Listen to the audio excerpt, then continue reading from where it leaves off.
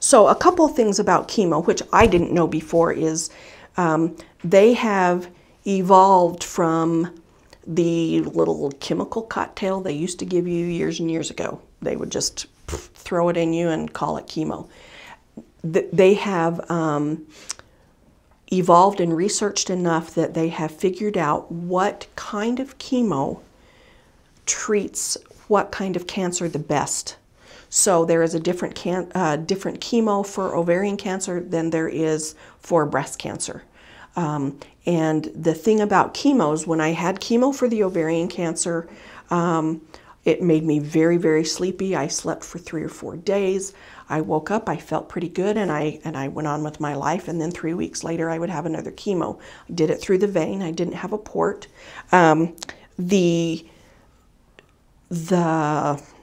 issues that I had with the chemo for the ovarian cancer were tiredness. Of course, I lost my hair rather quickly, actually.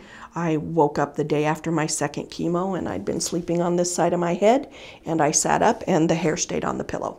And so then I brushed back like this, and I left a mow mark like somebody had just mowed my head.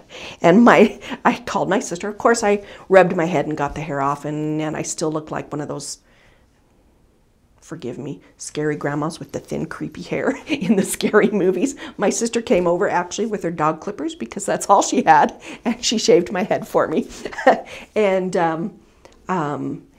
when you have your hair loss, when your hair comes out, your scalp is very tender. So for women, you wear your hair down, you put it up in a ponytail, and then you take it down. Your scalp is very tender because your hair you've pulled it up into a way that it doesn't usually go, so your scalp feels bruised. When your hair comes out, your scalp feels bruised. It's very tender. A lot of your heat loss comes out of your head, and so wearing a cap, wearing something very soft in bed at night helps soothe your head. I recommend completely shaving your head. If you leave little short hairs or little prickly hairs, it bothered caps and wigs and things. I wore a wig pretty much only on Sundays. I called it my Sunday hair because it was hot, it was itchy. I didn't like wearing it after a while. So, and I thought, who am I kidding? You know, everybody knows I'm going through cancer. Everybody I know, you know, so I thought, I'll just stay bald. I'm okay with that. I wore a lot of scarves, and I'm not a hat person, but I did wear a lot of scarves and lots of cute ways to tie scarves and things like that. Last year when I had chemo, it was a different kind of chemo. I lost my hair a little more slowly, and then I opted to just finally shave my head after I dyed it pink for breast cancer. Then when it started getting really thin, I just shaved my head. And it was summertime, and I didn't really wear caps except when I went out if it was cold. I didn't mind being bald. As women, a lot of our self-esteem is wrapped up in our hair. And that's why I said I figured out that I'm still me with or without hair, because I felt the same. I still had the same hopes and dreams and desires and thoughts in my head. So not having hair was not a big deal. And when my hair came in this time, it came in a lot thinner, which I sometimes complain about having thin hair, which I just now, over a year later, am using mousse and hairspray and things like that. This kind of chemo was different in that the way I reacted to it, it was harder on my body. I had a little bit of a reaction to the chemo, so day 3 after the chemo, it's good to keep a journal so that you know what happens every day. So, you know, day 1 I was very tired. Day 2 I got my Neulasta shot. Day 3 the bone pain started. I would take Claritin and Zantac. Zantac twice a day, Claritin once a day. It really helped with the bone pain.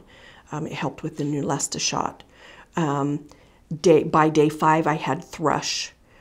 And in between day 3, 4, and 5, my skin on my hands and my arms, kind of up along my shoulder and my neck a little bit, would turn really red. It would blister. and then it would start peeling off around day 9. And then about day 13, it would have all peeled off just like a sunburn. It felt just like a sunburn, and it would just peel off. I had itching, which the Claritin helped. I itched really bad with this, and I'm told that's not a normal reaction. Most people don't get that, but I did. Once it peeled off, around day 13, I had 5 or 6 days where I felt fairly normal, really good. By the second round of chemo, I was very fatigued. I would get up and go to the bathroom, and by the time I got back in bed, I would be breathing like I had run a marathon. And being an amputee, that was a struggle in that I didn't even have the energy to put my prosthetics on. Walking was challenging. It takes a lot of strength and a lot of energy to walk. Each of my legs weighs about 4.5 pounds, which is almost a 5-pound bag of sugar on each thigh. And that was just more weight than I could manage to move with my muscles. So there's a lot of fatigue that went with that, a lot of tiredness. And as each round of chemo went on, it got harder and harder and harder to kind of bounce back from. And your appetite just, everything for me tasted, some people say it tastes metallic-y. For me, it was a chemical taste on my tongue all the time. I sucked on a lot of Starbursts. I craved citrus. And as long as I didn't have the blisters and the sores in my mouth, I could suck Starbursts, and I could drink orange juice and lemonade and things like that. For some reason, citrus was something that my body craved. Feed your body what it's craving. I had a hard time eating meat. My protein levels dipped because I just could not eat meat. It was like being pregnant. There's certain things just make you gag, and meat was one of them. I did eat a lot of salads. Chemo kills all the good as well as all the bad in your body. My nose had sores, my mouth, my throat, anything that had mucous membranes in it would burn from the inside out. And so there was a lot of issues with that. They have really good anti-nausea medications and things like that that help you be able to function and not really throw up a lot. I didn't do that too much, which is, different than it used to be way back in the day. You pretty much threw up the whole time, and now it's not quite. They've learned to take those things out of the chemo and still have it be effective. So, and there are good medications for that to help you through that. And taking good vitamins and things like that help with your energy levels, and definitely staying hydrated. That was a big one. I drank a lot. Lots of smoothies, lots of lemonade, a lot of lemonade. So I used to be addicted to root beer, and that just did not taste good after a while, so I switched over to lemonade. So that's kind of what I know about chemo.